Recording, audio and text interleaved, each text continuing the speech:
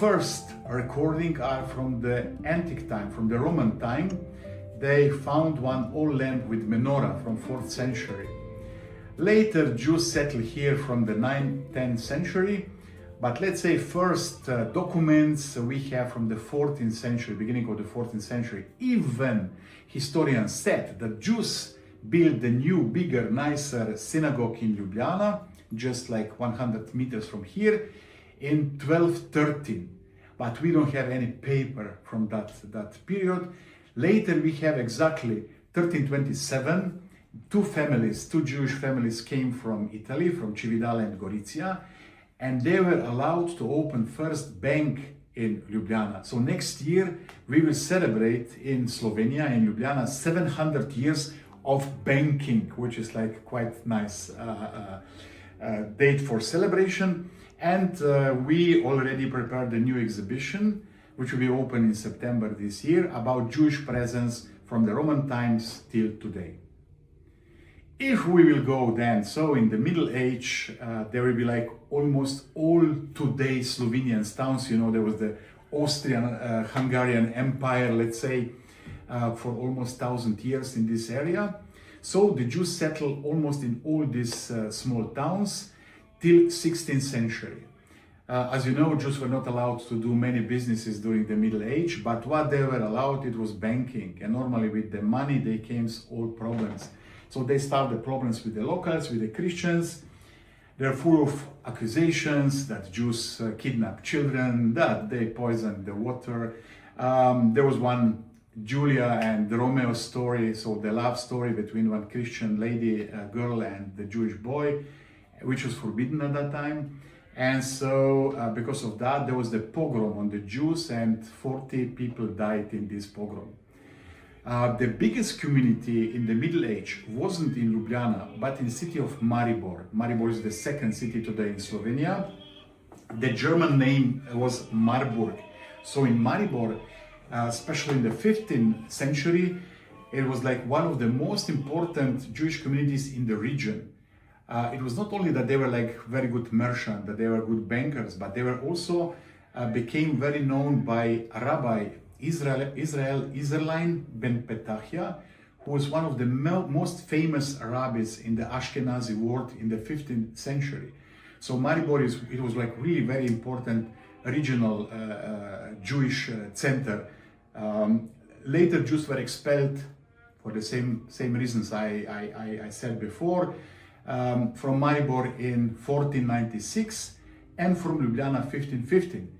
So 20 years later, they negotiate with the emperor because they has a lot of obligation in the city. So they have to pay very high taxes to take care about the security wall. You know, at that time, the Turks try to invade this area, so they have a lot of obligations. So emperor doesn't want to kick Jews out because of all this. But later, the citizens of Ljubljana said that they will pay everything, just so he must expel Jews. So 1515 they were expelled.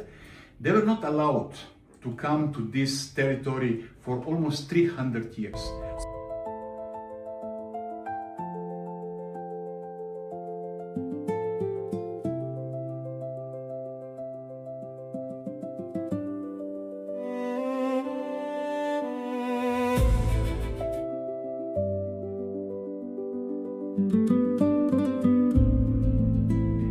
After 300 years, Napoleon invaded this territory. So he established the Illyric province here and kicked Austrians out from the territory.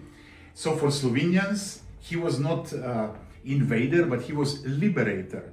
So you have here, 100 meters from here, the monument dedicated to Napoleon, which is, I think, the only one outside of France dedicated to Napoleon. And Napoleon also brings the first Jews to Ljubljana. So from Bavaria, they came, the Heimann family. They were merchants. They also opened the bank. But this was only for 5 years. Austrians came back. They want to kick Heimanns out. But Heimann said, no, we want to stay here. And then they negotiated for 15 years with the emperor in Vienna. And at the end, they said, okay, you can stay in the city. Later, after 1867, when was the new law about equality in all Austria, Jews start to come, let's say, more to settle the Slovenian territory. A little bit different was in the northeast of Slovenia on the Hungarian border. So when Jews were expelled from the Austrian towns, the Hungarian nobles invite them to their part of the monarchy. So they settled already in the beginning of the 18th century in this territory, in the three cities, Beltinci, Murska Sobota and Lendava. And before the Second World War, the biggest Jewish community wasn't Ljubljana or Maribor, but Prekmurje. So this region, also they built 1908 the new big huge synagogue. The Leopold Bauhorn, the famous Hungarian architect, built this synagogue there. So all religious life was concentrated to this area. Rabbi came to Ljubljana only for the Sunday school. The Jews has very important role also in the First World War. This is something that we maybe don't know so much. More than 300,000 Jewish soldiers were in Austrian side fighting for the Austrians in the First World War. One of the biggest battles in the First World War was here in Slovenia, so in the border with Italy. More than 1 million people died in this front line. And there was also 12,000 Jewish soldiers in this front line. There were like 76 rabbis take care about them, and the Austrian built 4 wooden synagogues on the front line for them. So this is something very, very nice and beautiful from the history, what we know. So we have here in the museum also the Kiddush cup, which was made by the missile from the First World War. So this is something very rare, I guess. Later in First Yugoslavia, the king, the Serbian king, you know that Slovenia was then part of the First Yugoslavia. So he was very, let's say, Jewish friendly guy, and he invited Jews with their capital to start industrialization in Yugoslavia. So they built the textile industry, clay industry, cement industry, paper industry. The merchant came, doctors came. So the community was not really big. It was like, let's say, approximately 1,000 people. But the influence by the capital, by everything, was really huge before the Second World War.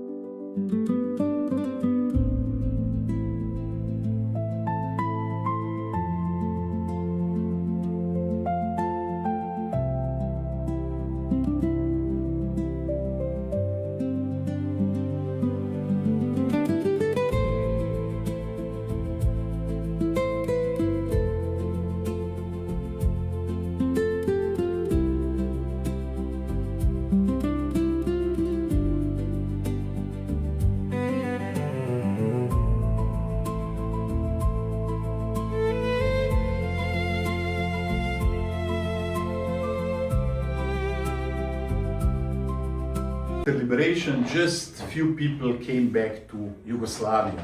Here they start the new system, the communist system, socialist system, and our names are mainly Ashkenazi. What means they sound German, they are German. So they accuse them that they are ethnically Germans, the communists. Then they accuse them that they survived because they cooperate with Nazis. There were many factories during the war which works without Jews, without the owners, without the people. But they accuse them, because the factories works, that they cooperate with Nazis. And then they came nationalization of the property. So they took everything from the wealthy people to the state. So they lost everything. Businesses, shops, even houses, everything. So after Israel was established in 1948, most of these survivors decide to make Aliyah, 68. So what's happened? Yugoslavia, the Tito president of Yugoslavia at that time, the communists, they allowed them to leave Yugoslavia to move to Israel. But They lost the Yugoslavian citizenship, and they have to sign before they went to the boat the paper that they will never ask back for their property for them or for their future descendant. What means if we jump the Yugoslavia, the socialist Yugoslavia, where what they do, the communists, was just destroying of the Jewish heritage. They destroyed 1954 the big synagogue in Murska Sobota. They destroyed the cemetery there. They destroyed later the Jewish school there.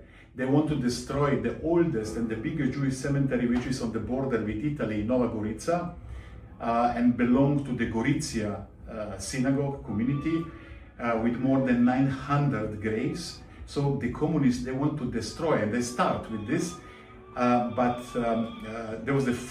He was the first speaker of Yugoslavian parliament, Moshe Pijade, Sephardic Jew from Sarajevo, the prominent communist, but also writer, painter, and with his intervention they stopped. So we still have this amazing cemetery, which is not in the best condition, unfortunately, because we need a lot of money now to repair this, because the monuments are the oldest is from the 14th century. So I hope in the future we will find some sources to make a renovation of the cemetery. So they just there was no Jewish life in the Yugoslavia. There was some meeting for the children, in the Croatian coast. There were Sarvaš in Hungary. But usually the families, they celebrate the Jewish holidays at home in silence. No rabbis, no synagogues, nada.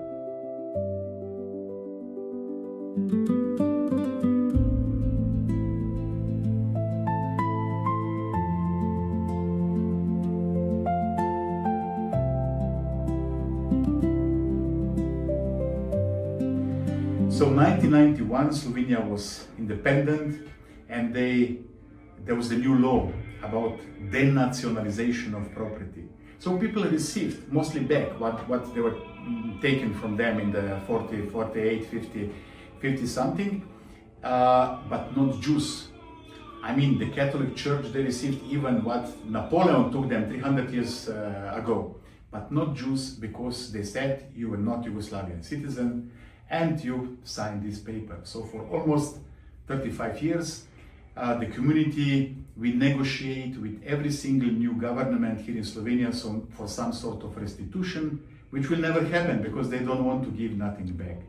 So unfortunately, we don't have any more Holocaust survivor alive. Last survivor, she passed away 2 years ago, Erika First. And because of all this invisible of Jewish community, so 1991 was established the new Jewish community of Slovenia.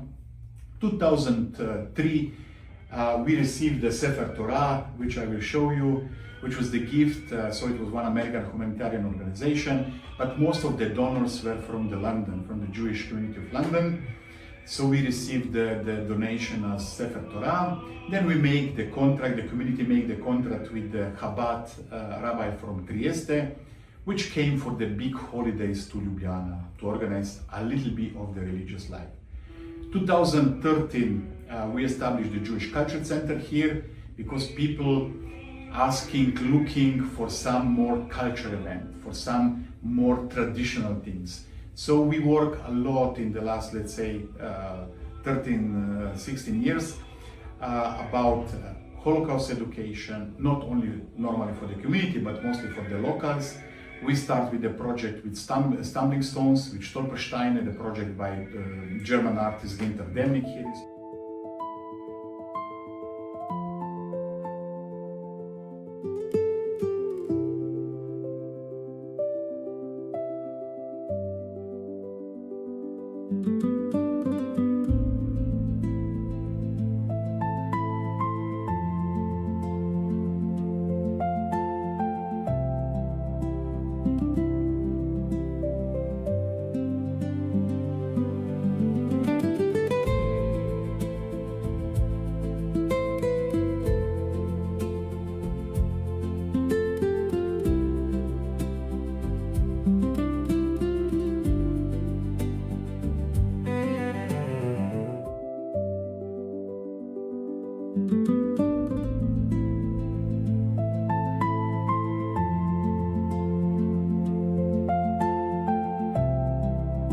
So we work a lot in the last, let's say, 16 years about Holocaust education, not only normally for the community, but mostly for the locals.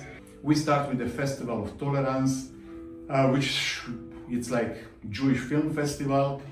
We start with Branko Lustig. He was Auschwitz survivor. He was producer of Schindler's List and Gladiator. So he's double Academy Award winner. And so we work like hundreds of educational mornings with him, with also other Holocaust survivors at that time, with children from the schools. Then we work like European Days of Jewish Culture every September. We have a theater, small theater, where we produce like every 2-3 performances, or for children, or about Holocaust, or Jewish writer, or Israeli playwright, is the band. We work the concerts, we work like a lot of cultural events, but also we established the Reform community, the liberal community. We work with rabbis from Luxembourg and Vienna, which they came like 4 or 5 times per year, because simply we are a small community. We don't have sources for pay rabbi to be with us all the time. So we celebrate most of the holidays by ourselves. We can say that Jewish life is now much more visible. People realize the Jews are here for 700 years at least, that we have the history, that we have the culture. But I must say that after October 7, the situation changed a lot. Someone just came and switched the lights off. So we had a lot of anti-Semitic attacks even in this period. The first was like vandalization of our door, 16th of November 23 already. So they put like big swastika equal Magen David on our door. Then we had like swastikas on the graveyard. Then we had the protesters, pro-Palestinians here in the front of the door, because Slovenians in general, they don't know nothing about Israel, nothing about the politics. But if you are Jewish, so for them you are like killer of Palestinian children and women. So we became really under the big pressure from the media, social media.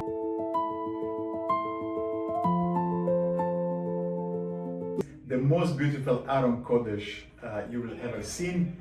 It's really something special. So this piece of art was made around 1725 in Vienna. And you can see here, there's the Abraham life. It's like something really very special. And as I mentioned, so we have only one Sefer Torah. They asked me what is when for the holiday when we need like 2 Torahs, when you need 2. And they said, then we drink a little bit more that we see 2. So, but this is the only Torah we have in Slovenia. Beautiful. Yeah, that's like really special. So this is like, and all what you can see around, it's like the object from before the Shoah, from before the Holocaust. These candles in menorah, they were lit last time in 1941, and entire family perished in Holocaust. No one survived. This one with candles. In the city of Ljubljana, you will hear a lot about the architect Plečnik. So this is probably, the family I bought from them, they said this is Plečnik work. So he works a lot for the Catholic Church. We don't know that he works, but he maybe made something, also special, like this Hanukkah. So then you have some Torah mantles, you have some parapets. From 2014, the synagogue is here, I told you. So before, the synagogue was in the former tobacco factory, which is like 1 kilometer from here. And unfortunately, the community bankrupt. And they lost everything. And then they came to me and said, please help us. Could we manage also in the Jewish center, the synagogue? So from then, it's like the synagogue. It was upstairs first, and then we managed here because it's like it's a nice place. So everything is, let's say, original. except you can see the psalms and the Shema here. It was made, so one Israeli artist, she made the quotes for us, and then we put on the wall.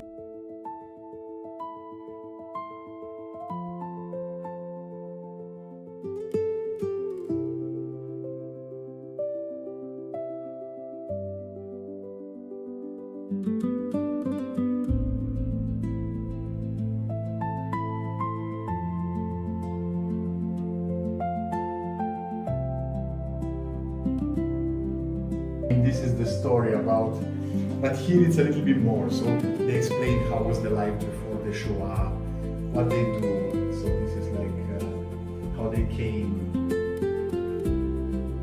This is like there are many partisans, you know. This painting, so she's now 91 years old, Miriam Steiner Avieser. She's living in Tel Aviv. She was working in Yad Vashem. And so the whole families went to the partisans, you know, this was the only way to survive.